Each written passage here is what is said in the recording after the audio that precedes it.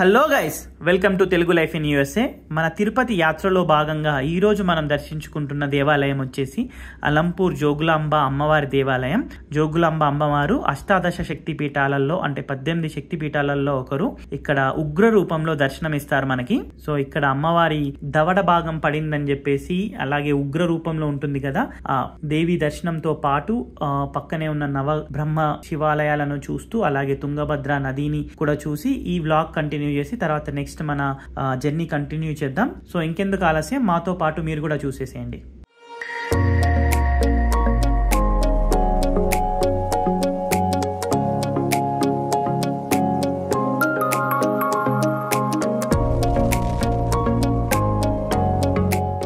So మా previous వీడియోలో వరంగల్ నుంచి మేము జోగులాంబ అమ్మవారి దేవాలయానికి ఎలా చేరుకున్నాము అని ఒక ట్రావెల్ వ్లాగ్ ఒకటి పోస్ట్ చేశాను. ఒకవేళ మీకు ట్రావెల్ వ్లాగ్స్ నచ్చినట్టయితే అవి చూడండి. సో ఇప్పుడు మనం టెంపుల్ ఎంట్రన్స్ కి వెళ్తున్నాము. అక్కడ టెంపుల్ పార్కింగ్ కి టికెట్ ఎంతో గుర్తులేదు, టికెట్ పే చేసి లోపలికి వెళ్ళాము.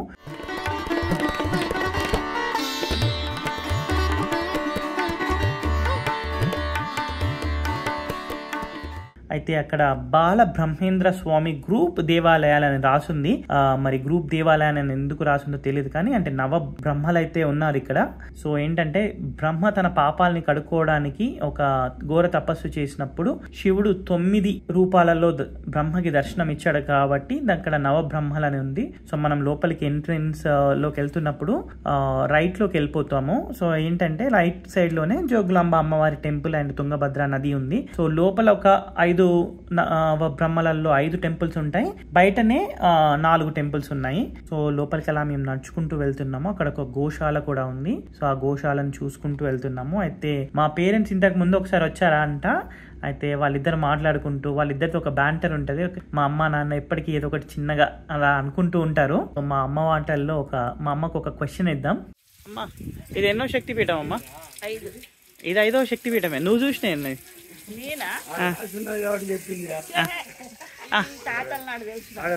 అయితే ఆగు, ఏ అమ్మవారిది ఏ భాగం పడ్డది? అమ్మవారిది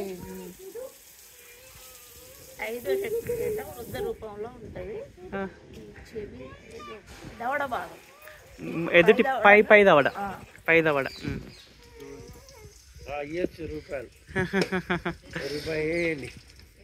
సో అక్కడే కాళ్ళు కడుక్కొని ఆ చుట్టుపక్కల చూసుకుంటూ ముందుకు వెళ్తున్నాం. అయితే మెయిన్ టెంపుల్ దారి ఎటు అని మనం చూసుకుంటూ వెళ్తున్న తర్వాత ఏమైందంటే చాలా టెంపుల్స్ ఉన్నాయి కదా, నవబ్రహ్మలై, అలాగే పాతాల స్వామి అని ఇలా ఉన్నాయి. అంతేకాకుండా నరసింహ క్షేత్రం కూడా ఉందంట, నరసింహస్వామి టెంపుల్ లాంటివి కూడా ఉన్నాయంట.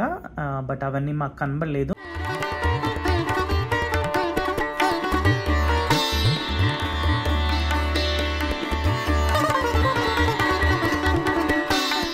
సో ఇక్కడ ఒక శివాలయం లోపలికి వెళ్ళాము. ఆ లోపల చాలా చల్లగా ఉంది అండ్ ఇందులో వెలుతురు బాగుంది. బట్ చాలా టెంపుల్స్ లో వెలుతురు అనేది లేదు.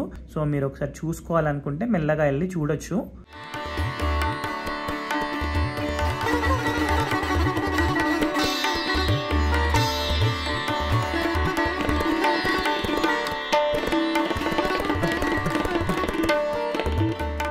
సో టెంపుల్ క్లోజ్ అవుతుందని చెప్పేసి మేము మెయిన్ టెంపుల్ ముందు ఎలా ఉంటుందో వీడియో తీయక ముందే ఫాస్ట్గా లోపలికి వెళ్ళాం.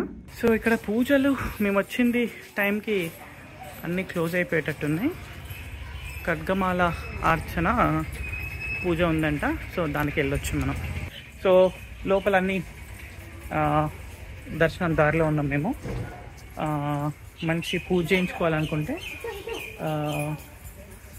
ఖడ్గమాల అర్చన అని చెప్పేసి ఉందంట. ఖడ్గమాల అర్చన మేబీ తొందరగా వెళ్తే అక్కడ టికెట్లు దొరకవచ్చు దానికి. So let's go. ఓకే, మీరు చూస్తున్నది జోగులాంబాదేవి అసలైన విగ్రహాన్ని. ఒక ముఖ్య విషయం చెప్పాలి ఏంటంటే, డైరెక్ట్గా ఎదురుగా ఎవరు నిలబడి దర్శనం చేసుకోకూడదంట.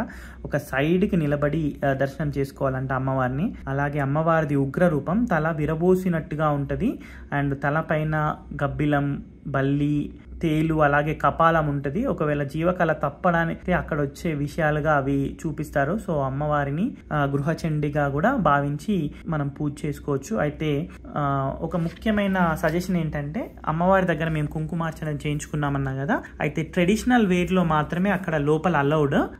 అంటే వాళ్ళే ఒక మనకి కట్టుకోవడానికి ఇచ్చారు. బట్ మేజర్గా ఏంటంటే వేరే వాళ్ళు వాడినట్టు అవుతుంది. మనము అక్కడ కుంకుమార్చన చేసుకోవచ్చు. ఎందుకంటే శ్రీచక్రాన్ని ఆదిశంకరాచార్యులు అక్కడ స్థాపించారని చెప్పారు కాబట్టి శ్రీచక్రం మీద మనతో కుంకుమార్చన చేయిస్తారు. టికెట్ తీసుకుని వెళ్తే ఆ దర్శనం బాగా జరిగింది. ఆ కుంకుమ మనం ఇంటికి కూడా తీసుకోవచ్చు. దర్శనం బాగా జరిగింది. ఖడ్గమాల అర్చన కూడా చేయించుకున్నాం మేము.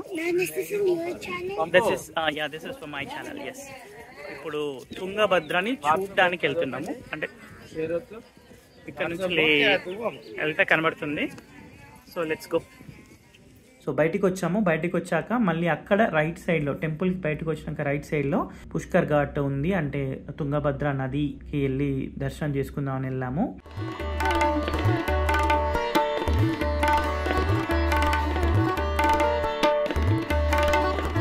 సో తుంగభద్ర నది ప్రవాహం బాగానే ఉంది. అక్కడ బోటింగ్ కూడా ఉంది. అయితే మా పిల్లలందరూ మాట్లాడుకుంటూ ఉన్నారు. అక్కడ క్రికెట్ ఆడుకోవచ్చు అని, అలా బాగా ఆహ్లాదంగా ఉంది. ఇంకొంచెం టైం స్పెండ్ చేయొచ్చు. ఒకవేళ దర్శనానికి వచ్చే వాళ్ళు ముందు మేము అక్కడ కళ్ళు కడుక్కున్న దానికంటే బెటర్గా ఏంటంటే ఇక్కడ తుంగభద్ర నదికి వచ్చి అందులో తల మీద నీళ్ళు జల్లుకొని వెళ్ళడం బెటర్.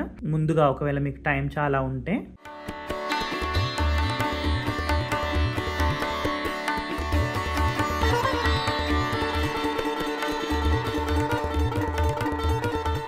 సో అలాగే మళ్ళీ బ్యాక్ వచ్చి ఆ బ్యాక్లో తిరిగి వెళ్తున్నప్పుడు మిగిలిన నవబ్రహ్మలలో మిగిలిన టెంపుల్స్ని కూడా చూసుకున్నాం. బట్ మాకు అహోబిలం వెళ్ళే తొందరలో ఉన్నాం కాబట్టి రాత్రి ఆల్రెడీ లేట్ అయింది. ఇక్కడ టెంపుల్లో అయితే దర్శనం అంతా కంప్లీట్ చేసుకున్నాము. కొన్ని ఫొటోస్ కూడా దిగాము.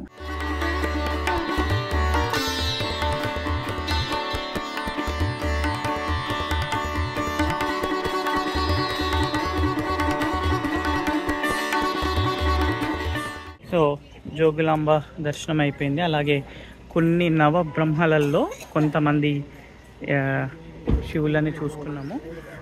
Next stop Ahobilam. Jogulamba to Ahobilam. అది అయిపోయిన తర్వాత సో తిరిగి మా ప్రయాణాన్ని స్టార్ట్ చేసాము. సాయంత్రం పూట అలా వెళ్తున్నప్పుడు ఒక మంచి డ్రైవ్ అనిపించింది. బట్ కొద్దిసేపట్లోనే చీకటి అనేది స్టార్ట్ అయింది. మేము డిన్నర్కి ఎక్కడైనా ఆగాలనుకున్నాము. 77 kilometers away from Ahobilam. 1 hour 15 minutes to go. We're just waiting for some dinner. We'll plan some dinner in Nandyal.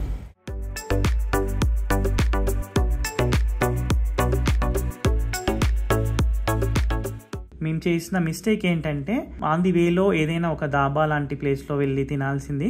But Nandyal టౌన్లోకి వెళ్ళాము. అక్కడ టౌన్లో ఒక మంచి పేరున్న రెస్టారెంట్కి వెళ్ళాము. బట్ అక్కడ ఏంటంటే ట్రీట్మెంట్ బాగాలేదు, ఏం లేదు. ఏదో ఆకలి కోసం ఆగి అక్కడ తినేసి వచ్చాం. బట్ టౌన్లోకి వెళ్ళి వెజ్ రెస్టారెంట్ అని ఒకటి ఉంది, దానికి వెళ్ళకపోవడం బెటర్. ఆ తర్వాత ప్రయాణాన్ని కొనసాగిస్తూ అహోబిలం వెళ్తున్నాము. ఇంకా కొంచెం సేపట్లో దట్టమైన అరణ్యం స్టార్ట్ అయింది. మొత్తం చీకటి. మన వెహికల్ తప్ప పెద్దగా ఏమీ ట్రావెల్ లేదు. సో ఫైనల్ గా ఆ రోజు నైట్ అక్కడికి రీచ్ అయ్యి హరితాలో స్టే చేసాము. నెక్స్ట్ వీడియోలో కంప్లీట్ అహోబిల యాత్ర అనేది ఎలా చేసుకోవాలనే సూపర్ వీడియో రాబోతుంది మన దాంట్లో. ఖచ్చితంగా చూడండి, మీకు బాగా నచ్చింది అనుకుంటా. So thanks for watching this video. Like, share, subscribe. Bye.